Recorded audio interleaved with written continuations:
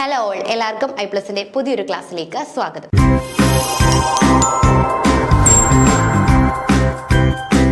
അപ്പോൾ നമ്മൾ ഇന്ന് പുതിയൊരു മൊഡ്യൂളാണ് ഡിസ്കസ് ചെയ്യാനായിട്ട് പോകുന്നത്, പത്തോളജി അല്ലേ, പ്ലാന്റ് പത്തോളജി. അപ്പം നമുക്കറിയാം എന്താണ് പത്തോളജി, നമ്മൾ ഡിഗ്രി ക്ലാസ്സുകളിലൊക്കെ പഠിച്ചതാണ് അല്ലേ. ഡിസീസുകൾ നമുക്കറിയാം, പ്ലാന്റ് ആയിക്കോട്ടെ ഹ്യൂമൻ ആയിക്കോട്ടെ എല്ലാവർക്കും എന്ത് പറ്റും, ഡിസീസുകൾ ഉണ്ടാവും അല്ലേ. അപ്പോൾ ഈ ഡിസീസുകളെ കുറിച്ചും അവയുടെ കാരണങ്ങളെക്കുറിച്ചും അവ എങ്ങനെ മാനേജ് ചെയ്യാം എന്നതിനെക്കുറിച്ചും പഠിക്കുന്നതാണ് പത്തോളജി എന്ന് പറയുന്നത്. അപ്പൊ നമുക്ക് നോക്കാം. സസ്യരോഗങ്ങൾ, കാരണങ്ങൾ, ഫലങ്ങൾ, മാനേജ്മെന്റ് എന്നിവയെക്കുറിച്ചുള്ള പഠനമാണ് പ്ലാന്റ് പത്തോളജി അല്ലെ. ഒരു സസ്യത്തിൽ എങ്ങനെയാണ് രോഗങ്ങൾ ഉണ്ടാവുന്നത്, ആ രോഗങ്ങളുടെ കാരണങ്ങൾ എന്തായിരിക്കും അതിന്റെ റീസൺ എന്നുള്ളത്, അതിന്റെ ഫലങ്ങൾ എന്തായിരിക്കും, മാനേജ്മെന്റുകൾ എന്തായിരിക്കും എന്നിവയെക്കുറിച്ചുള്ളതാണ് എന്തെന്ന് പറയുന്നത്, പ്ലാന്റ് പത്തോളജി എന്ന് പറയുന്നത്. അപ്പൊ എന്താ പ്ലാന്റ് പത്തോളജി എന്ന് പറയുന്നത്? സസ്യരോഗങ്ങൾ, അവയുടെ കാരണങ്ങൾ. ഒരു സസ്യരോഗങ്ങൾ, പലതരത്തിലുള്ള സസ്യരോഗങ്ങളുണ്ട് അല്ലെ. അപ്പൊ അവയുടെ കാരണങ്ങൾ എന്തൊക്കെയായിരിക്കും, അതുകൊണ്ട് ഈ ഒരു സസ്യത്തിനുണ്ടാവുന്ന എഫക്റ്റുകൾ, ഫലങ്ങൾ എന്തൊക്കെയാണ്, മാനേജ്മെന്റ് എന്നിവയെക്കുറിച്ചുള്ള പഠനത്തിനെയാണ് നമ്മൾ പത്തോളജി എന്ന് വിളിക്കുന്നത്. So Heinrich Anton de Bary is known as the father of mycology അല്ലെ. മൈക്കോളജി, ഫംഗസുകളെ കുറിച്ചുള്ള പഠനം, ഫംഗസുകളെ കുറിച്ചുള്ള പഠനത്തിന്റെയും അതുകൂടാതെ പ്ലാന്റ് പത്തോളജിയുടെയും ഫാദർ എന്നറിയപ്പെടുന്നത് ഹെൻറിച്ച് ആൻഡൺ ഡീബറി ആണ് നമ്മുടെ ഇതിന്റെ ഫാദർ എന്നറിയപ്പെടുന്നത്. രോഗങ്ങളെ ഫലപ്രദമായി കൈകാര്യം ചെയ്യുന്നതിനും തടയുന്നതിനുമായി ആതിഥേയ സസ്യങ്ങൾ, രോഗാണുക്കൾ, പാരിസ്ഥിതിക സാഹചര്യങ്ങൾ എന്നിവ തമ്മിലുള്ള പരസ്പര പ്രവർത്തനങ്ങൾ മനസ്സിലാക്കുന്നതിനെ പ്ലാന്റ് പത്തോളജി തത്വങ്ങൾ എന്ന് പറയുന്നു. അപ്പം രോഗങ്ങളെ ഫലപ്രദമായിട്ട് കൈകാര്യം ചെയ്യണം, അതിന് എന്ത് വേണം, രോഗങ്ങളെ ഫലപ്രദമായിട്ട് കൈകാര്യം ചെയ്യണം, അതുകൂടാതെ അവയെ തടയണം അല്ലേ. പിന്നെ ആതിഥേയ സസ്യങ്ങൾ, രോഗാണുക്കൾ, പാരിസ്ഥിതിക സാഹചര്യങ്ങൾ എന്നിവ തമ്മിലുള്ള പരസ്പര പ്രവർത്തനങ്ങൾ മനസ്സിലാക്കുന്നവയാണ് പ്ലാന്റ് പത്തോളജിയുടെ തത്വങ്ങൾ എന്ന് പറയുന്നത്. അപ്പം പ്രിൻസിപ്പിൾ ഓഫ് പ്ലാന്റ് പത്തോളജി എന്താണെന്ന് ചോദിച്ചു കഴിഞ്ഞാൽ, എങ്ങനെയാണ് ഒരു രോഗം വന്നു കഴിഞ്ഞാൽ അവയെ ഫലപ്രദമായിട്ട് നമുക്ക് കൈകാര്യം ചെയ്യാൻ പറ്റുന്നത്, അതുകൂടാതെ ഈ ഏതൊക്കെ ആതിഥേയ സസ്യങ്ങളിലാണ് ഇത് അറ്റാക്ക് ചെയ്യുന്നത്, അവയുടെ രോഗാണുക്കൾ ഏതാണ്, പാരിസ്ഥിതിക സാഹചര്യങ്ങൾ എന്തൊക്കെയാണ്, ഇവ തമ്മിലുള്ള പരസ്പര പ്രവർത്തനങ്ങൾ, ഇവയൊക്കെ മനസ്സിലാക്കുന്നതിനെയാണ് നമ്മൾ പ്ലാന്റ് പത്തോളജിയുടെ തത്വങ്ങൾ എന്ന് പറയുന്നത്. ഡിസീസ് ട്രയാങ്കിൾ അല്ലെങ്കിൽ രോഗ ത്രികോണം ഉണ്ട് അല്ലെ. നമ്മൾ കുഞ്ഞു ക്ലാസ്സുകളിൽ തൊട്ട് പഠിക്കുന്നതാണ് ഡിസീസ് ട്രയാങ്കിൾ അല്ലെങ്കിൽ രോഗ ത്രികോണം. ഫസ്റ്റ് ഒരു ആതിഥേയൻ അല്ലെങ്കിൽ ഹോസ്റ്റ് കാണും. രോഗാണുക്കൾക്ക് വളരണമെങ്കിൽ എന്ത് വേണം, ആ ഒരു പ്ലാന്റ്, ഹോസ്റ്റ് ചെടി വേണം അല്ലെ. അവയെയാണ് നമ്മൾ എന്തെന്ന് വിളിക്കുന്നത്, ഹോസ്റ്റ് എന്ന് വിളിക്കുന്നത്. സോ രോഗാണുക്കളുടെ വളർച്ചയെ സഹായിക്കുന്ന ചെടിയെയാണ് നമ്മൾ എന്തെന്ന് വിളിക്കുന്നത്, ഹോസ്റ്റ് എന്ന് വിളിക്കുന്നത്. ഇനി ഈ രോഗത്തിന് കാരണമാകുന്ന സൂക്ഷ്മാണുക്കൾ, അത് ഫംഗസ് ആവാം, ബാക്ടീരിയ ആവാം, വൈറസ് ആവാം, അവയെ നമ്മൾ രോഗകാരി എന്നാണ് വിളിക്കുന്നത്. അപ്പൊ ഡിസീസ് ട്രയാങ്കിൾ എന്ന് പറയുമ്പോൾ ട്രയാങ്കിളിന് എത്ര സൈഡ് ഉണ്ട്, 3 സൈഡ് ഉണ്ട്. അതുപോലെ ആയിരിക്കും ഒരു ഡിസീസിനും ഒരു ഡിസീസ് വരണമെങ്കിൽ 3 സൈഡ്സ് ഒരുമിച്ച് വരണം. ആദ്യം ഒരു ഹോസ്റ്റ് വേണം, അതായത് ഈ ഒരു ഡിസീസിന് അല്ലെങ്കിൽ ഈ രോഗാണുക്കളുടെ വളർച്ചയെ സപ്പോർട്ട് ചെയ്യുന്ന ഒരു ഹോസ്റ്റ് വേണം. അതിനുശേഷം രോഗകാരി വേണം അല്ലെ, അത് കോസ് ചെയ്യാനായിട്ടുള്ള ബാക്ടീരിയ, വൈറസ്, ഫംഗസ്, നിമറ്റോഡ്സ് പോലെയുള്ള ഒരു രോഗകാരി വേണം. പിന്നെ ആര് വേണം, പാരിസ്ഥിതി അല്ലെങ്കിൽ എൻവയോൺമെന്റ് വേണം അല്ലെ. ഈ രോഗകാരികളുടെ വളർച്ചയ്ക്ക് അനുയോജ്യമായ കണ്ടീഷൻസ് വേണം, അതായത് അവയ്ക്ക് അനുകൂലമായ ഈർപ്പം, താപനില എന്നിവ വേണം. ഈ 3 ഘടകങ്ങൾ അനുകൂലമായി യോജിപ്പിക്കുമ്പോൾ മാത്രമാണ് രോഗങ്ങൾ ഉണ്ടാവുന്നത് കേട്ടോ. ഈ 3 ഫാക്ടേഴ്സും കൂടി ഒരുമിച്ച് ചേരുമ്പോഴാണ് എന്തുണ്ടാവുന്നത്, രോഗം ഉണ്ടാവുന്നത്. അതായത് എമൗണ്ട് ഓഫ് ഡിസീസ് ഉണ്ടാവണമെങ്കിൽ ആദ്യം ആര് വേണം, പത്തോജൻ വേണം. ഇത് കോസ് ചെയ്യാനായിട്ട്, ഡിസീസ് കോസ് ചെയ്യാനായിട്ട് ഒരു പത്തോജൻ വേണം. ഈ പത്തോജൻ എന്ന് പറയുന്നത് ഒന്നെങ്കിൽ ബാക്ടീരിയ ആവാം, അല്ലെങ്കിൽ വൈറസ് ആവാം, അല്ലെങ്കിൽ ആരാവാം, നിമറ്റോഡ്സ് ആവാം, അങ്ങനെ ആര് വേണമെങ്കിലും ആവാം. പിന്നെ അവയ്ക്ക് എന്ത് ചെയ്യണം, അറ്റാച്ച് ചെയ്യുന്ന ഹോസ്റ്റ് ഉണ്ടല്ലോ, അവയുടെ ഗ്രോത്തിനെ സപ്പോർട്ട് ചെയ്യുന്ന ഹോസ്റ്റ് അല്ലെങ്കിൽ നമ്മുടെ പ്ലാന്റ് വേണം. ഇനി ഇവയുടെ ഗ്രോത്തിന് അനുകൂലമായിട്ടുള്ള എൻവയോൺമെന്റൽ കണ്ടീഷനും വേണം. എങ്കിൽ മാത്രമേ ഒരു രോഗം ഉണ്ടാവുകയുള്ളൂ അല്ലെങ്കിൽ ഒരു ഡിസീസ് ഉണ്ടാവുകയുള്ളൂ. അപ്പൊ ഡിസീസ് ട്രയാങ്കിൾ എന്താണെന്ന് ക്ലിയർ ആയല്ലോ. ട്രയാങ്കിളിനെ പോലെ 3 സൈഡുകളാണ്. ഈ 3 സൈഡുകളും ഒരുപോലെ പ്രവർത്തികമാകുമ്പോൾ മാത്രമാണ് എന്തുണ്ടാവുന്നത്, രോഗം ഉണ്ടാവുന്നത്. പത്തോജൻ, ബയോളജി ആൻഡ് ഇക്കോളജി അല്ലെ. പത്തോജൻ രോഗകാരിയുടെ ജീവശാസ്ത്രവും പരിസ്ഥിതി ശാസ്ത്രവും നോക്കാം. ജീവിതചക്രം, അതിജീവന തന്ത്രങ്ങൾ, രോഗാണുക്കളുടെ വ്യാപനം എന്നിവ മനസ്സിലാക്കുന്നത് രോഗനിയന്ത്രണത്തിന് നിർണായകമാണ്. അപ്പൊ നമുക്കിപ്പോൾ ഒരു രോഗം വന്നു, അപ്പൊ ഈ രോഗത്തെ നിയന്ത്രിക്കണമെങ്കിൽ അല്ലെങ്കിൽ ഈ രോഗത്തെ ഒഴിവാക്കണമെങ്കിൽ നമ്മൾ എന്ത് ചെയ്യണം? ആ രോഗകാരിയുടെ ജീവിതചക്രം, അതിനെ എങ്ങനെ അതിജീവിക്കാൻ പറ്റും, രോഗാണുക്കളുടെ വ്യാപന മോഡ് എങ്ങനെയാണ് അത് വ്യാപിക്കുന്നത്, ഈ വക കാര്യങ്ങളൊക്കെ അറിഞ്ഞിരുന്നെങ്കിൽ മാത്രമേ നമുക്ക് എന്ത് ചെയ്യാനായിട്ട് പറ്റൂ? രോഗ നിയന്ത്രണത്തിന് സാധിക്കുകയുള്ളൂ. Host പത്തോജൻ interactions. ഇനി അടുത്തത് ഹോസ്റ്റും പത്തോജനും തമ്മിലുള്ള ഇന്ററാക്ഷൻസിനെ കുറിച്ച് നമുക്ക് നോക്കാം. ഇതിൽ കുറേ അധികം ടേമുകളും കാര്യങ്ങളാണ് കേട്ടോ. എങ്ങനെയാണ് ഡിസീസ് ഉണ്ടാവുന്നത്, ഇതൊരു ജനറൽ ടോപ്പിക്കാണ് ഈ പത്തോളജി എന്ന് പറയുന്നത്. സോ ചെടിയുടെ അനുയോജ്യത അല്ലെങ്കിൽ പ്രതിരോധം അണുബാധയുടെ ഫലം നിർണ്ണയിക്കുന്നു. അതായത് നമ്മൾ ഒരു പത്തോജൻ ചെടിയിലേക്ക് അറ്റാക്ക് ചെയ്യുമ്പോൾ ആ പത്തോജന് ചെടി എത്രത്തോളം സ്യൂട്ടബിൾ ആവുന്നു എന്നതിനെ ബേസ് ചെയ്തിട്ടായിരിക്കും അതിൻ്റെ ഇൻഫെക്ഷൻ റേഞ്ച് ഉണ്ടാവുന്നത്. രോഗകാര്യങ്ങൾ സസ്യപ്രതിരോധത്തെ ചെറിക്കുന്നതിന് വേണ്ടി എൻസൈമുകൾ, വിഷവസ്തുക്കൾ, ടോക്സിൻസ് അല്ലെങ്കിൽ ഇഫക്റ്റർ പ്രോട്ടീൻസുകൾ ഉപയോഗിക്കുന്നുണ്ട്. അപ്പോൾ ആ ഒരു ചില ചെടികൾ എന്ത് ചെയ്യുന്നുണ്ട്? അതിനുള്ളിൽ തന്നെ കെമിക്കൽ കമ്പോണൻസിനെ പ്രൊഡ്യൂസ് ചെയ്യുന്നുണ്ട്. എന്തിനു വേണ്ടി? അതായത് ഈ ഒരു ജീവിയുടെ അറ്റാക്ക് കുറയ്ക്കാൻ വേണ്ടി, അല്ലെങ്കിൽ ഈ ജീവിയിലേക്ക് അറ്റാക്ക് ചെയ്യുന്നത് കുറയ്ക്കാൻ വേണ്ടിയിട്ട് ഇങ്ങനെ ചെയ്യാറുണ്ട്. എപ്പിഡമോളജി ഓഫ് പ്ലാന്റ് ഡിസീസ്, രോഗവ്യാപനത്തെ കുറിച്ചുള്ള പഠനമാണ് എന്തെന്ന് പറയുന്നത്? എപ്പിഡമോളജി എന്ന് പറയുന്നത് അല്ലെ. അതായത് രോഗവ്യാപനം. പ്രൈമറി ഇനോക്കുലം, ദ്വിതീയ അണുബാധ ചക്രങ്ങൾ, രോഗ ഗ്രേഡിയന്റുകൾ എന്നിവ ഉൾപ്പെടുന്നതാണ് എപ്പിഡമോളജി എന്ന് പറയുന്നത്. അതായത് രോഗവ്യാപനത്തെക്കുറിച്ച്, എങ്ങനെയാണ് ഒരു രോഗം വന്നിട്ട് അത് വ്യാപിക്കുന്നത് അല്ലേ. അതായത് മോസ്റ്റ് ഇമ്പോർട്ടൻ്റ് ആണ് രോഗത്തിന്റെ വ്യാപനം. അതിൻ്റെ ആ ഒരു ഇന്റൻസിറ്റിയാണ് ആ ഹോൾ പ്ലാന്റിനെ നശിപ്പിക്കാനായിട്ട് കപ്പാസിറ്റി കാണും. അപ്പോൾ ആ ഒരു രോഗവ്യാപനം എങ്ങനെയാണെന്നുള്ളത്, അതിൽ പ്രൈമറി ഇനോക്കുലമുണ്ട്, ദ്വിതീയ ഇനോക്കുലമുണ്ട്, അതുപോലെ തന്നെ അണുബാധ ചക്രങ്ങളും ഒക്കെ ഇതിൽ ബാധിക്കുന്നുണ്ട്. ഇതൊക്കെ ജസ്റ്റ് ഒരു അണ്ടർസ്റ്റാൻഡിങ് കാര്യങ്ങളേ ഉള്ളൂ കേട്ടോ. ഡയഗ്നോസിസ് ആൻഡ് ഐഡന്റിഫിക്കേഷൻ, കൃത്യമായ ഇനിയിപ്പോൾ രോഗം വന്നു, നമ്മൾ രോഗമൊക്കെ കണ്ടുപിടിച്ചു, ഇനി നമ്മൾ എന്ത് ചെയ്യണം? അതിനെ രോഗനിർണയം ഫലപ്രദമായ നിയന്ത്രണത്തിന് നിർണായകമാണ് അല്ലെ. കൃത്യസമയത്ത് തന്നെ നമ്മൾ രോഗം തിരിച്ചറിഞ്ഞ് രോഗത്തെ നിയന്ത്രിക്കാൻ കഴിവുണ്ടാവണം. Visual observation, microscopy, molecular diagnostics, serological ടെസ്റ്റുകൾ എന്നിവ രോഗനിർണയ ടെക്നിക്കുകളിൽ ഉൾപ്പെടുന്നു അല്ലെ. അപ്പം നമുക്ക് കൃത്യമായിട്ട് രോഗം നിർണ്ണയിക്കണം, ഇത് ഇന്ന രോഗമാണ്, അത് കറക്റ്റായിട്ട് നമ്മൾ എന്ത് ചെയ്യണം? അനലൈസ് ചെയ്യണം. അങ്ങനെ അനലൈസ് ചെയ്യാനായിട്ട് നമുക്ക് എന്തുണ്ട്? കുറച്ചധികം ടെക്നിക്കുകളുണ്ട് അല്ലേ. മോളിക്കുലാർ ഡയഗ്നോസ്റ്റിക്സ്, അത് PCR ടെക്നിക്കുകളുണ്ട്, സിറോളജിക്കൽ ടെസ്റ്റുകളുണ്ട്, എലിസ പോലത്തെയുണ്ട്, രോഗനിർണയ ടെക്നിക്കുകളുണ്ട്. അങ്ങനെ കുറേ അധികം ടെക്നിക്കുകൾ നമുക്ക് അവൈലബിൾ ആയിട്ടുണ്ട്. Disease management strategies. അപ്പം നമ്മൾ ഇനി എങ്ങനെ ഒരു ഡിസീസ് ഉണ്ടായി എന്ന് വിചാരിച്ചു, അപ്പം നമുക്ക് അവയെ എങ്ങനെയൊക്കെ മാനേജ് ചെയ്യാം എന്നുള്ളതാണ് അടുത്തതായിട്ട് നമ്മൾ നോക്കാനായിട്ട് പോകുന്നത്. അതായത് ഒഴിവാക്കൽ, എക്സ്ക്ലൂഷൻ, പുതിയ പ്രദേശങ്ങളിലേക്ക് രോഗകാരികളുടെ വ്യാപനം തടയുന്നു. ക്വാറന്റൈൻ നിയന്ത്രണങ്ങൾ സാക്ഷ്യപ്പെടുത്തുക. അതായത് നമ്മൾ എന്ത് ചെയ്യുന്നു? ഓൾറെഡി ഡിസീസ്ഡ് ആയെന്ന് വെച്ചോ, അപ്പം അതിന് പുതിയ സ്ഥലങ്ങളിലേക്ക് അത് വ്യാപിക്കുന്നത് നമ്മൾ തടയണം. പിന്നെ നമുക്കറിയാലോ ക്വാറന്റൈന്, അതായത് കുറേയധികം നിയന്ത്രണങ്ങളുണ്ട്, ഓരോ സീഡിനെ ഓരോ സ്ഥലത്തുനിന്ന് കൊണ്ടുവരും. അപ്പോൾ ആ ക്വാറന്റൈൻ നിയന്ത്രണങ്ങൾ പാലിക്കപ്പെടുന്ന ചെടികൾ ഉപയോഗിക്കുക. നെക്സ്റ്റ് നമ്മൾ എന്ത് ചെയ്യുക? ഉന്മൂലനം ചെയ്യുക, ഇറാഡിക്കേഷൻ. നിലവിലുള്ള രോഗകാരികളെ കംപ്ലീറ്റ് ആയിട്ട് നമ്മൾ എന്ത് ചെയ്യുക? നശിപ്പിച്ച് കൊടുക്കുകയാണ് ചെയ്യുന്നത്. അതിന് നമുക്ക് എന്ത് ചെയ്യാം? വിളപര്യയം ചെയ്യാം, ക്രോപ്പ് റൊട്ടേറ്റ് ചെയ്യാം, ഒരേ ക്രോപ്പ് തന്നെ ഒരു സ്ഥലത്ത് വളർത്താതിരിക്കുക. ശുചീകരണം, അതായത് രോഗബാധിതമായിട്ടുള്ള പ്ലാന്റുകളെ നമ്മൾ എന്ത് ചെയ്യുക? പ്ലക്ക് ചെയ്ത് കളയുക. അതുകൂടാതെ മണ്ണിനെ അണുനശീകരിക്കുക. ഇതൊക്കെയാണ് എന്തെന്ന് പറയുന്നത്? ഉന്മൂലനത്തിൽ വരുന്ന മെത്തേഡ്സ് എന്ന് പറയുന്നത്. ഇനി സംരക്ഷണം, ഹോസ്റ്റിനും രോഗകാരിക്കും ഇടയിൽ തടസ്സങ്ങൾ സൃഷ്ടിക്കുന്ന കുമിൾനാശിനി. അതായത് ഇനി നമ്മൾ എന്ത് ചെയ്യുക? ഇനിയിപ്പം വരാതെ നമ്മൾ പ്രൊട്ടക്ട് ചെയ്യണം അല്ലേ. അപ്പം നമ്മൾ എന്ത് ചെയ്യുക? ആ ഹോസ്റ്റിന് ഈ എന്തിലേക്ക് അറ്റാക്ക് ചെയ്യരുത്? രോഗകാരികൾക്കിടയിലേക്ക് അറ്റാക്ക് ചെയ്യല്ല, അല്ലെങ്കിൽ ഹോസ്റ്റും രോഗകാരിയും തമ്മിലൊരു സമ്പർക്കം ഉണ്ടാവരുത്. അതിനായിട്ട് കുമിൾനാശിനി, ബാക്ടീരിയ, കളനാശിനി എന്നിവയൊക്കെ അല്ലെ യൂസ് ചെയ്യാം. പെസ്റ്റിസൈഡ്സുകളെ യൂസ് ചെയ്യാം. Next resistance breeding. അടുത്തതാണ് എന്ത്? റെസിസ്റ്റൻസ് ബ്രീഡിംഗ് എന്ന് പറയുന്നത് ജനിതക മാറ്റത്തിലൂടെയോ പരമ്പരാഗത പ്രജനനത്തിലൂടെയോ പ്രത്യേക രോഗാണുക്കളെ പ്രതിരോധിക്കുന്ന സസ്യ ഇനങ്ങളെ വികസിപ്പിക്കുക. അതായത് ജനിതക മാറ്റത്തിലൂടെയോ പരമ്പരാഗത പ്രചരണത്തിലൂടെ നമ്മൾ എന്ത് ചെയ്യുക, ഡിസീസ് ഒന്നും വരാത്ത ഡിസീസ് റെസിസ്റ്റൻസ് ആയിട്ടുള്ള പ്ലാന്റുകളുടെ വിത്തുകളും ഇതും കിട്ടും അല്ലേ. അപ്പൊ അവയെ കൂടുതൽ പ്രൊമോട്ട് ചെയ്ത് കഴിഞ്ഞാൽ നമുക്ക് ഡിസീസിനെ ഒരു പരിധി വരെ ഒഴിവാക്കാം. ഇനി ബയോളജിക്കൽ കൺട്രോൾസ് ഉണ്ട്.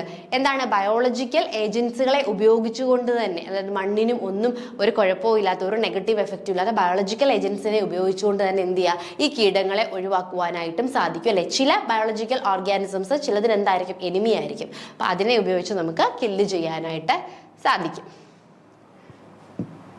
അപ്പൊ നമുക്ക് ഈ പറഞ്ഞ കാര്യങ്ങൾ ഒന്ന് കൺക്ലൂഡ് ചെയ്യാം.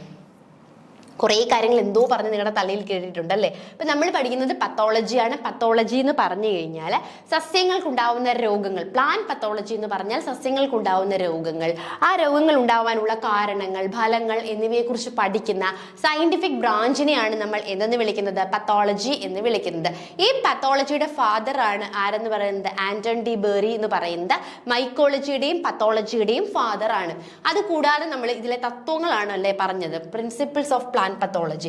പ്ലാന്റ് പത്തോളജിയുടെ കുറച്ചധികം തത്വങ്ങൾ നമ്മൾ പറഞ്ഞു. അതായത് രോഗകാരികളെ ഫലപ്രദമായിട്ട് കൈകാര്യം ചെയ്യുകയും ആ രോഗത്തെ തടയുകയും ആതിഥേയ സസ്യങ്ങളെ എന്ത് ചെയ്യുകയും പ്രൊട്ടക്റ്റ് ചെയ്യുകയും ചെയ്യുന്ന കുറച്ചധികം തത്വങ്ങളുണ്ട്. എങ്ങനെയാണ് അവയെ പ്രൊട്ടക്റ്റ് ചെയ്യുന്നത് അതിനെക്കുറിച്ച് നമ്മൾ പറഞ്ഞു. പിന്നെ നമ്മൾ പറഞ്ഞ ഡിസീസ് ട്രയാങ്കിൾ ആണ്. ഒരു ഡിസീസ് ബാധിക്കണമെങ്കിൽ 3 ഫാക്ടേഴ്സ് വരണം.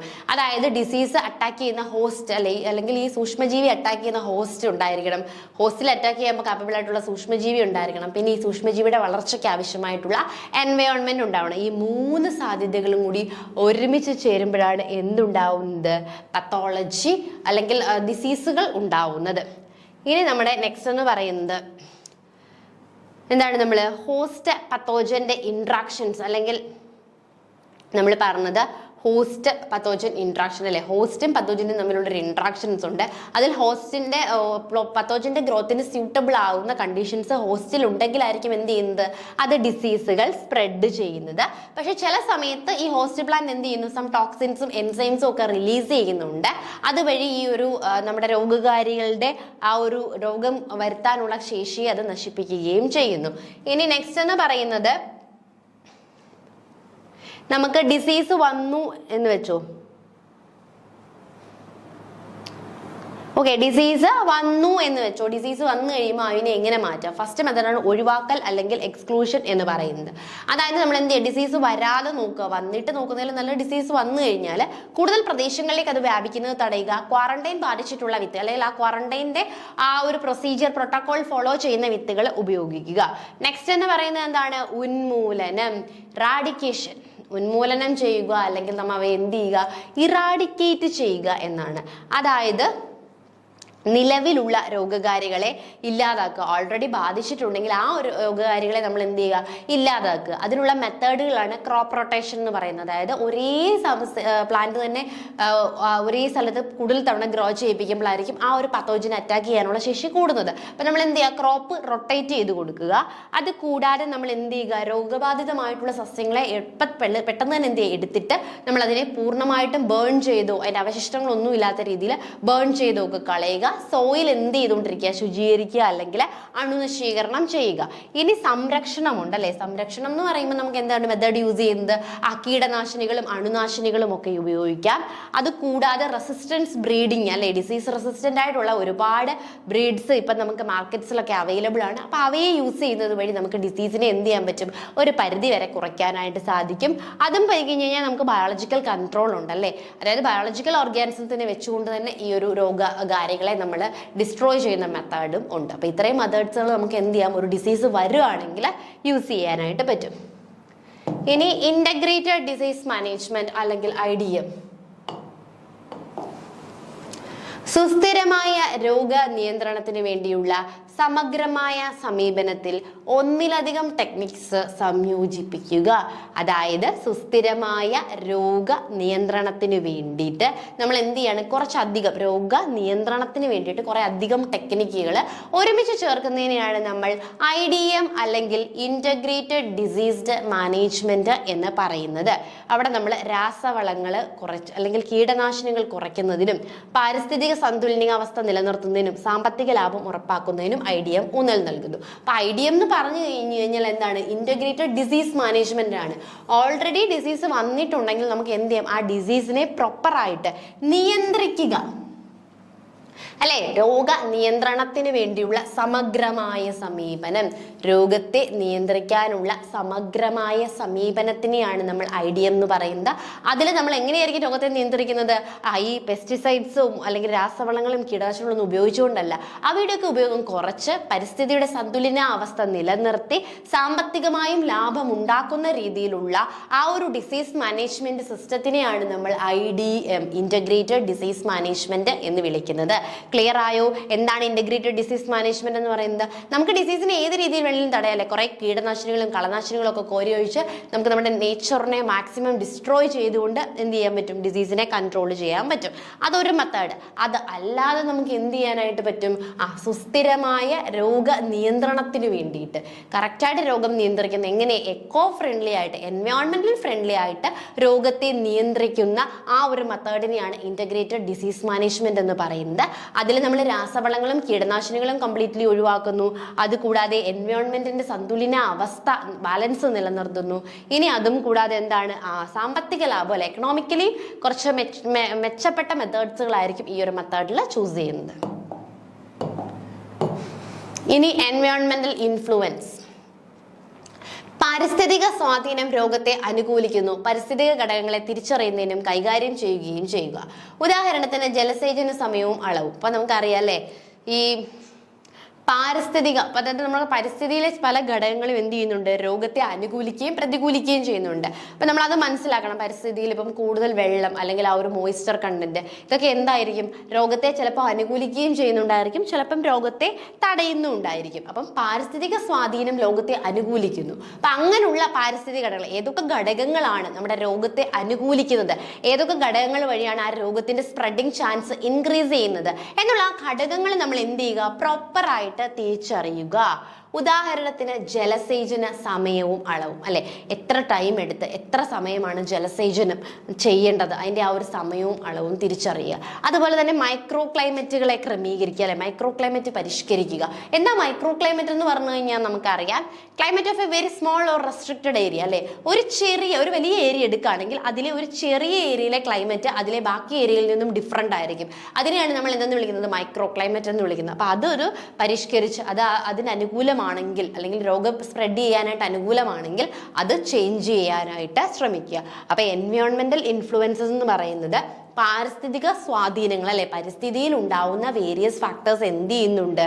നമ്മുടെ രോഗങ്ങളെ അനുകൂലിക്കുകയും അല്ലെ ഘടകങ്ങളെ തിരിച്ചറിയുകയും ഒക്കെ ചെയ്യുന്നുണ്ട്. ആ ഘടകങ്ങളെ നമ്മൾ തിരിച്ചറിയുക, എന്നിട്ട് അവയ്ക്ക് എന്ത് ചെയ്യുക? മാർഗങ്ങൾ ഒപ്പിച്ചെടുക്കുക അല്ലെ. അതായത് ജലസേചനത്തിന്റെ സമയവും അളവും, എത്ര ജലസേചനം കൊടുത്താലായിരിക്കാം ആ ഒരു ഡിസീസിന്റെ പരിധി കുറയ്ക്കുന്നത്, അല്ലെങ്കിൽ വാട്ടർ കൂടിപ്പോയാൽ എന്താ സംഭവിക്കുന്നത്. അപ്പൊ നമ്മൾ ആ ഫാക്ടേഴ്സിനെ തിരിച്ചറിയുക എന്നുള്ളതാണ് ഇമ്പോർട്ടന്റ്. ഇനി ഡിസീസ് ഫോർകാസ്റ്റിംഗ് ആൻഡ് മോണിറ്ററിംഗ്. രോഗപ്രവചനവും നിരീക്ഷണവും പാരിസ്ഥിതിക ഡാറ്റയും രോഗകാര്യ സ്വഭാവത്തെയും അടിസ്ഥാനമാക്കി മുൻകൂർ മുന്നറിയിപ്പ് സംവിധാനങ്ങൾക്കായി മോഡലുകളുടെയും നിരീക്ഷണ ഉപകരണങ്ങളുടെയും ഉപയോഗം. ഓക്കെ, അടുത്തത് ഡിസീസ് ഫോർകാസ്റ്റിംഗ് ആണല്ലേ, രോഗപ്രവചനം. അതുപോലെ തന്നെ നിരീക്ഷണം, പാരിസ്ഥിതിക ഡേറ്റയും രോഗകാരിയുടെ സ്വഭാവത്തെയും അടിസ്ഥാനമാക്കി മുൻകൂർ മുന്നറിയിപ്പ് സംവിധാനങ്ങൾ കൊടുക്കുക അല്ലെ. അപ്പൊ നമ്മൾ നേരത്തെ പാരിസ്ഥിതിക കണ്ടീഷൻസ് ഇതാണ് അല്ലെങ്കിൽ രോഗകാരികളുടെ സമീപനം ഇതാണെന്ന് മനസ്സിലാക്കി മുൻകൂർ നമ്മൾ എന്ത് ചെയ്യും? ഒരു വാർണിംഗ് പോലെ കൊടുക്കുക അല്ലെ, ഇന്ന ഡിസീസ് വരാൻ സാധ്യതയുണ്ട് എന്നുള്ളൊരു വാർണിംഗ് ടൈപ്പ് നമ്മൾ കൊടുക്കുക. Biotic causes. അപ്പൊ ഇതൊക്കെയാണ് എന്തെന്ന് പറയുന്നത്? നമ്മുടെ മെയിൻ പ്രിൻസിപ്പിൾസ് എന്ന് പറയുന്നത് പ്ലാന്റ് പത്തോളജിയിൽ ഉണ്ടാവുന്ന കുറെ അധികം പ്രിൻസിപ്പിൾസ്. ഇനി ഡിസീസുകൾ ഉണ്ടാകുന്നത് രണ്ട് കാരണങ്ങൾ വഴിയാണ് അല്ലെ. ബയോട്ടിക്, ജീവനുള്ള കാര്യങ്ങൾ വഴിയും ഡിസീസ് പകരും, ജീവൻ ഇല്ലാത്തവ വഴിയും എന്ത് പറ്റും? ഡിസീസ് പകരും. അപ്പൊ ഡിസീസ് പകരാനായിട്ട് രണ്ട് കാരണങ്ങളുണ്ട്. ജീവനുള്ളവ വഴിയുള്ള ഡിസീസും ഉണ്ട്, അല്ലെങ്കിൽ ബയോട്ടിക് ഫാക്ടേഴ്സും ഉണ്ട്, അബയോട്ടിക് ഫാക്ടേഴ്സും ഉണ്ട്. അപ്പൊ നമുക്ക് ബയോട്ടിക് നോക്കാം. ചെടികളുടെയും ടിഷ്യൂകളുടെയും ബാധിക്കുകയും സാധാരണ പ്രവർത്തനങ്ങളെ തടസ്സപ്പെടുത്തുകയും വളർച്ച, വിളവ് അല്ലെങ്കിൽ ഗുണനിലവാരം എന്നിവ കുറയ്ക്കുകയും ചെയ്തുകൊണ്ട് സസ്യങ്ങളെ ദോഷകാരങ്ങളായി ബാധിക്കുന്ന ജീവജാലങ്ങളോ രോഗകാരികളോ ആണ് സസ്യരോഗങ്ങളുടെ ജൈവ കാരണങ്ങൾ. അപ്പൊ നമ്മൾ സസ്യരോഗങ്ങൾക്ക് എന്തൊക്കെ ചെയ്യാം, ഇന്റഗ്രേറ്റഡ് മാനേജ്മെന്റും സസ്യരോഗങ്ങളുടെ കുറച്ച് കാര്യങ്ങൾ പറഞ്ഞു. അപ്പൊ ഈ സസ്യങ്ങൾക്ക് ഒരുപാട് രോഗങ്ങളുണ്ട്. അപ്പൊ ഈ രോഗങ്ങൾ രണ്ട് രീതിയിലാണ് വരുന്നത്. ജൈവ ബയോട്ടിക് കോസും ഉണ്ട്, അബയോട്ടിക് കോസും ഉണ്ട്. അപ്പൊ ബയോട്ടിക് കോസ് എന്താന്ന് ചോദിച്ചു കഴിഞ്ഞാൽ ഒരു ചെടി അതിൻ്റെ സാധാരണ വളർച്ച ഉണ്ടല്ലേ, ആ സാധാരണ വളർച്ചയും അതിൽ നിന്ന് കിട്ടുന്ന വിളവുണ്ട്. അപ്പൊ ആ സാധാരണ വളർച്ച, അതിൻ്റെ വിളവ് അല്ലെങ്കിൽ അതിൻ്റെ ഗുണനിലവാരം അല്ലെ എന്നിവയൊക്കെ കുറയ്ക്കുകയും ആ ഒരു സസ്യത്തിനെ ദോഷകരമായിട്ട് ബാധിക്കുകയോ ചെയ്യുന്ന ലിവിങ് ഓർഗാനിസംസ്, ജീവജാലങ്ങളാണ് ഇതിന് കാരണമാകുന്നതെങ്കിൽ അവയാണ് നമ്മൾ ബയോട്ടിക് കോസസ് അല്ലെങ്കിൽ ജൈവ കാരണങ്ങൾ എന്ന് പറയുന്നത്. അപ്പൊ എന്താ ജൈവ കാരണങ്ങൾ? നമ്മുടെ ബാക്ടീരിയ, വൈറസ്, നിമറ്റോഡ്സ് പോലെയുള്ള ജീവനുള്ള വസ്തുക്കൾ ഒരു ചെടിയുടെ നോർമൽ ഗ്രോത്തിനെയും അതിൻ്റെ വിളവിനെയും ഒക്കെ നെഗറ്റീവായി ബാധിച്ച് ആ ചെടിക്ക് ദോഷകരമായ ഒരു അവസ്ഥ ഉണ്ടാക്കിയെടുക്കുകയാണെങ്കിൽ അതിനെയാണ് നമ്മൾ എന്തെന്ന് വിളിക്കുന്നത്? ബയോട്ടിക് ഏജന്റുകൾ എന്ന് വിളിക്കുന്നത്. അപ്പൊ നമുക്ക് ഏതൊക്കെ ബയോട്ടിക് ഏജന്റ് എന്ന് നോക്കാം. ആദ്യത്തെ മെയിൻ ആളാണ് നമ്മുടെ ഫംഗസ് എന്ന് പറയുന്നത്. Plant ഡിസീസിലെ most of the ഡിസീസും cos ചെയ്യുന്നത് ഫംഗസ് ആണെന്ന് നമുക്ക് പറയാം അല്ലേ. ക്ലോറോഫിൽ ഇല്ലാത്ത യുക്കാരിയോട്ടിക് ജീവികൾ, നമ്മൾ ഫംഗസിനെ കുറിച്ചൊക്കെ ഡീപ്പായിട്ട് ക്ലാസ്സുകൾ പഠിച്ചിട്ടുണ്ട്, അതൊന്നും ഇവിടെ പറയേണ്ട കാര്യമില്ല. എങ്കിലും ഒന്ന് വൺ സെന്റൻസിൽ പറയാം. ഫംഗസ് എന്ന് പറയുന്നത് സ്വന്തമായിട്ട് ക്ലോറോഫിൽ ഇല്ല, അതുകൊണ്ട് തന്നെ നമുക്ക് ഫുഡ് പ്രിപ്പയർ ചെയ്യാനായിട്ട് സാധിക്കില്ല. സാപ്രോഫൈറ്റിക് ആയിട്ടുള്ള യൂണിസെല്ലുലാർ അല്ലെ യുക്കാരിയോട്ടിക് ആയിട്ടുള്ള ജീവികളെയാണ് നമ്മൾ ഫംഗസ് എന്ന് വിളിക്കുന്നത്. ഇവയുടെ മൈസീലിയം അല്ലെങ്കിൽ പ്ലാന്റ് ബോഡി എന്ന് പറയുന്നത് ഹൈഫകൾ ചേർന്നാണ് നിർമ്മിച്ചിട്ടുള്ളത്. പക്സീനിയ റസ്റ്റ് കോസ് ചെയ്യുന്ന, പ്ലാന്റിലെ റസ്റ്റ് ഉണ്ടല്ലോ, അത് റസ്റ്റ് കോസ് ചെയ്യുന്ന പക്സീനിയ. ഫ്യുസാരിയം ആണെങ്കിൽ വിൽറ്റ്, ആൾട്ടർനേറ്റീവ് ആണെങ്കിൽ ഇയർലി ബ്ലൈറ്റ് ഓഫ് ടൊമാറ്റോ. ഇങ്ങനെയുള്ള വേരിയസ് ഡിസീസുകളാണ് ആര് കോസ് ചെയ്യുന്നത്? നമ്മുടെ ഫംഗസുകൾ കോസ് ചെയ്യുന്നത് എന്ന് പറയാം. നെക്സ്റ്റ് എന്താണ്? ബാക്ടീരിയാസ്. ബാക്ടീരിയ എന്ന് പറയുന്നത് ഏകകോശ പ്രൊക്കാരിയോട്ടിക് ആയിട്ടുള്ള സൂക്ഷ്മജീവിയാണ് അല്ലെ. യുക്കാരിയോട്സ് അല്ല, പ്രൊക്കാരിയോട്സ് ആണ്. ഇവയും എന്ത് ചെയ്യുന്നുണ്ട്? ധാരാളം ഡിസീസുകൾ പ്ലാന്റ്സിൽ കോസ് ചെയ്യുന്നുണ്ട്. അതിൽ മെയിൻ ആണ് സാന്തോമോണാസ് അല്ലെ. സാന്തോമോണാസ് ഒറൈസെ എന്ന് പറയുന്ന സ്പീഷീസ് എന്താണ്? Bacterial leaf blight of rice, ഇലകരിച്ചിൽ എന്ന് പറയുന്ന ഡിസീസ് കോസ് ചെയ്യുന്നുണ്ട്. ഇലകളുടെ അല്ലെങ്കിൽ റൈസ് പോലെയുള്ള പ്ലാന്റുകളുടെ ഒക്കെ ഇല എന്ത് ചെയ്യും? കരിഞ്ഞു പോകാനായിട്ട് കാരണമാകും. അപ്പൊ അതെന്താണ്? സാന്തോമോണാസ് ഒറൈസെ എന്ന് പറയുന്ന ബാക്ടീരിയമാണ് ആ ഒരു ടൈപ്പ് ഓഫ് ഡിസീസ് കോസ് ചെയ്യുന്നത്. നെക്സ്റ്റ് ആഗ്രോബാക്ടീരിയം ട്യൂമിഫേഷ്യൻസ് അല്ലെ. അതെന്താണ്? ക്രൗൺ ഗാൾ ഡിസീസ് ആണ് കോസ് ചെയ്യുന്നത് അല്ലെ. ആഗ്രോബാക്ടീരിയം ട്യൂമിഫേഷ്യൻസ് എന്താ കോസ് ചെയ്യുന്നത്? ജനറലി ക്രൗൺ ഗാൾ ഡിസീസ് ആണ് കോസ് ചെയ്യുന്നത്.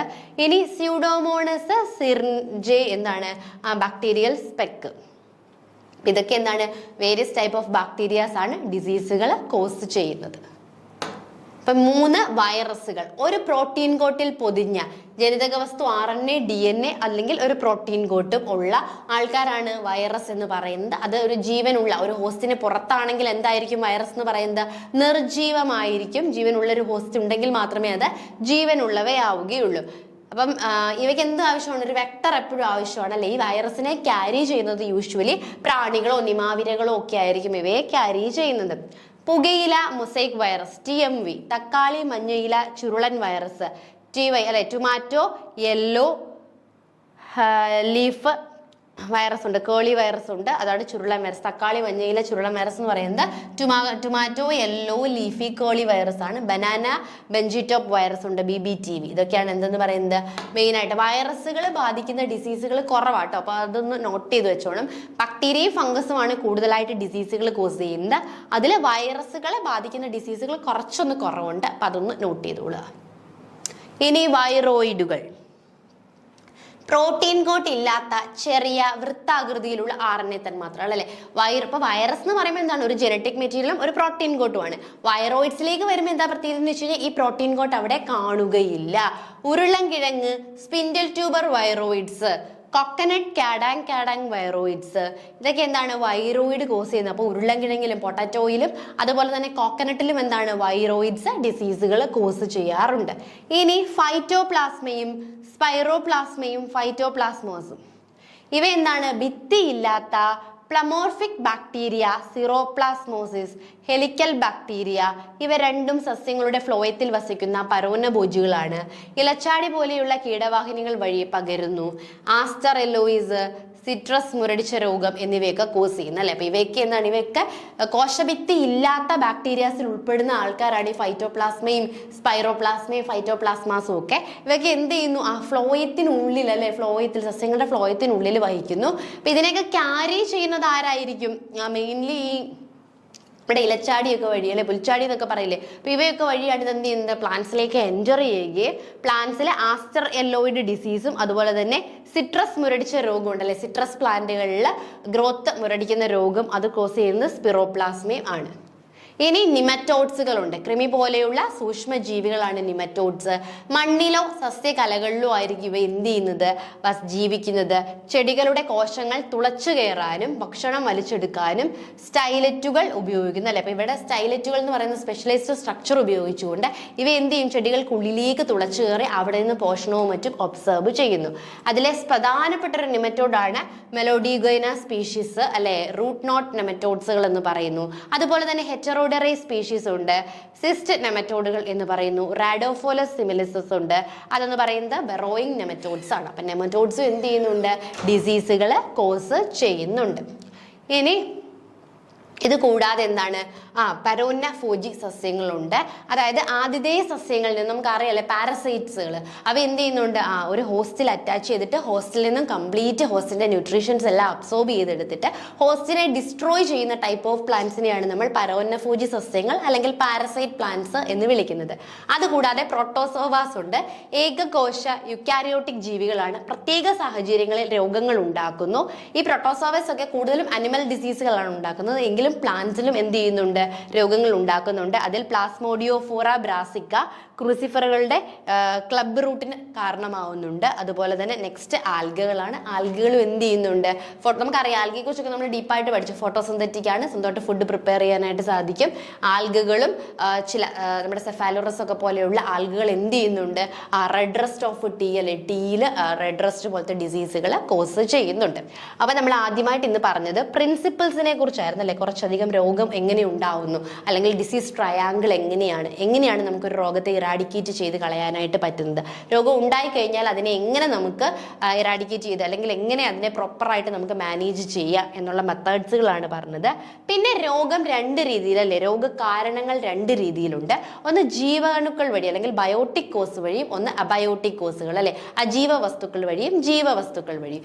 ജീവവസ്തുക്കൾ എന്ന് പറയുമ്പോൾ നമ്മുടെ ബാക്ടീരിയയും വൈറസും നിമറ്റോഡ്സും പ്രോട്ടോസോവയും പോലെയുള്ളവ എന്ത് ചെയ്യുന്നു, നോർമൽ വളരുന്ന ഒരു സസ്യത്തിന്റെ വളർച്ചയും അതിന്റെ വിളവിനെയും നെഗറ്റീവായിട്ട് ബാധിക്കുകയും ആ സസ്യത്തിന്റെ പ്രതികൂലമായിട്ട് ബാധിക്കുകയും ചെയ്യുന്ന ആ ഒരു അവസ്ഥയാണ് നമ്മൾ എന്തെന്ന് വിളിക്കുന്നത്, biotic causes of plant disease എന്ന് വിളിക്കുന്നത്, അല്ലെങ്കിൽ ജീവകാരികളായിട്ടുള്ള പ്ലാന്റ് ഡിസീസ് എന്ന് പറയുന്നത്. അപ്പൊ ഇങ്ങനെയുള്ള ജീവകാരികൾ ഏതൊക്കെയാണെന്ന് ചോദിച്ചു കഴിഞ്ഞാൽ ഫംഗസ് ഉണ്ട്.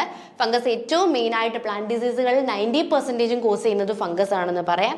അതിനുശേഷം ബാക്ടീരിയാസ് ഉണ്ട്, ദെൻ വൈറസുകൾ ഉണ്ട് അല്ലെ. വൈറസുകളിൽ നമ്മൾ പറഞ്ഞു TYLCV വൈറസും TMV ടൊബാക്കോ മൊസൈക്ക് വൈറസുകളും അങ്ങനെയുള്ള പല ടൈപ്പ് ഓഫ് വൈറസുകളെ പറഞ്ഞു. വൈറസുകളും പ്ലാന്റ്സിൽ എന്ത് ചെയ്യുന്നുണ്ട്, ഡിസീസുകൾ കോസ് ചെയ്യുന്നുണ്ട്. വൈറസുകൾ പോലെ തന്നെ വൈറോയിഡുകളും ഡിസീസുകൾ കോസ് ചെയ്യുന്നുണ്ട്. പിന്നെ ഒരു പ്രത്യേക വിഭാഗം ഉണ്ടല്ലേ, കോശഭിത്തി ഇല്ലാത്ത ബാക്ടീരിയാസ് ഉണ്ട്, അവയും എന്ത് ചെയ്യുന്നുണ്ട്, വേരിയസ് ഡിസീസ് കോസ് ചെയ്യുന്നുണ്ട്. നിമറ്റോഡ്സ്, പ്രോട്ടോസോവൻസ്, അതുകൂടാതെ പരോന്നഫോജി സസ്യങ്ങൾ, ആൽഗകൾ, ഇവയെല്ലാം എന്താണ്, ബയോട്ടിക് കോസസുകളാണ് ഡിസീസിന്റെ. ഇനി നമുക്ക് നെക്സ്റ്റ് ക്ലാസ്സിൽ അബയോട്ടിക് കോസുകൾ നോക്കാം. ഇന്ന് പറഞ്ഞ കാര്യങ്ങൾ എല്ലാവർക്കും മനസ്സിലായെന്ന് വിശ്വസിക്കുന്നു. Thank you.